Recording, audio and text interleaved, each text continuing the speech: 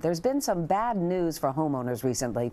This week, the Commerce Department reported that sales of new homes plummeted more than 16% for the month of January.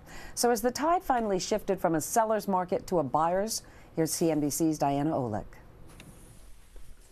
Whatever the weather, spring has sprung in America's housing market. Okay, hi. I'm Mark from Coldwell Banker. Hi, nice to meet you. Hi, nice to see you. And the number of buyers is beginning to grow. We're expecting offers in tomorrow afternoon. Just recently we've been a little bit more encouraged because we can see that there's been a pullback somewhat on some of the houses that maybe a year ago were a little bit out of our price range. Single-family home sales in Boston have been down for 2 years straight, rebounding for the first time last month, up 5%. On the seller's side, they're becoming much more realistic in where they're pricing properties. And that's the story from coast to coast. Home price appreciation, which averages 6% a year historically, is slowing and even going negative. Just look at prices in New York City, Boston, San Diego, Los Angeles, Washington, D.C. Only Seattle is still thriving.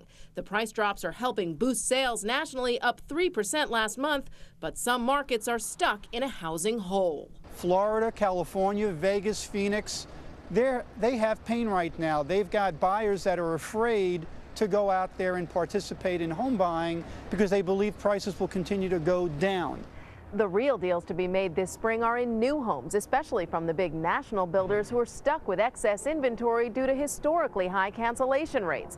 New home sales last month positively plummeted. They will negotiate harder at the closing table or as they're taking orders with more discounts, more free products that they're offering. So the buyers can really benefit from that if they're careful about it. No question, with interest rates holding steady in this spring housing market, we want this house. Yeah, put a good word in for us. We like this place. Buyers can be choosers.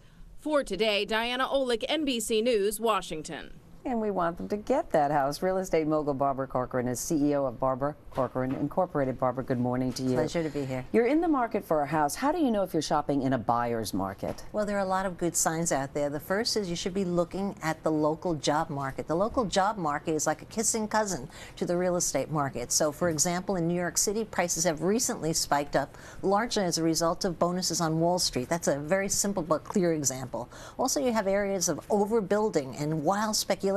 For example, Florida. Many of the areas in Florida are languishing. Prices in some towns are down as much as 16%, and that's a result of building a home every moment and everybody speculating there. A very bad sign. Demographics make a difference. Who's coming, who's going, how young and affluent are the people who are coming. Very important to look at that because you can tell whether you're in a buyer's market. And last, natural catastrophes, as a case in a hurricane in New Orleans, where the Baton Rouge, Louisiana, got the immediate reaction to that and got all the people moving there, and prices spiked up overnight.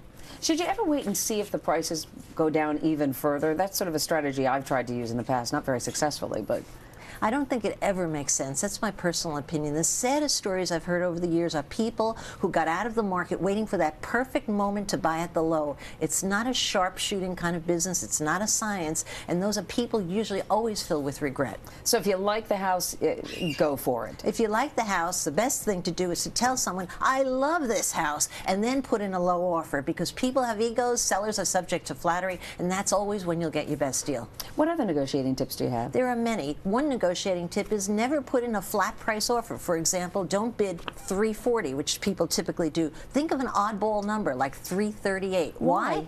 For that reason. Sellers will say why. They'll think that you gave it a very diligent thought and you arrived at that number very, very carefully. So that's a very good tip. And let me just find, you have to put your offer in writing. Most offers today are back and forth over the telephone. They have no weight. Put it in writing, it has double the weight.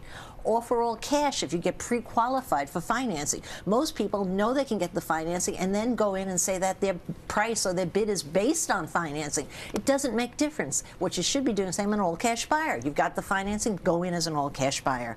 Also, stay flexible on closing. Closings are very important to sellers. They cost you nothing as a buyer, and if you could stay flexible on that, you're going to get a better deal. And last, don't bring in your in-laws. The in-laws will kill every deal. I've never seen in-laws walk in and say, this house is wonderful, dear, why don't you buy it? It's the kiss of death. So keep them out of the picture altogether. Absolutely. And finally, what do you think contributes to all these ups and downs in the housing market? There are so many contributions to the ups and downs, but more than anything else, it's the buyer's mentality that they believe if they wait, they're going to get it cheaper tomorrow. So if you're reading in the media constantly that the sky is falling, collectively, all the people will move out of the market. What we're having right now is people for the first time collectively thinking the worst is over and they might be moving into the market, and that's exactly when prices skyrocket all over again, which all of us said never would have happened a year ago. Barbara Corcoran, thanks so much. My for joining pleasure. us.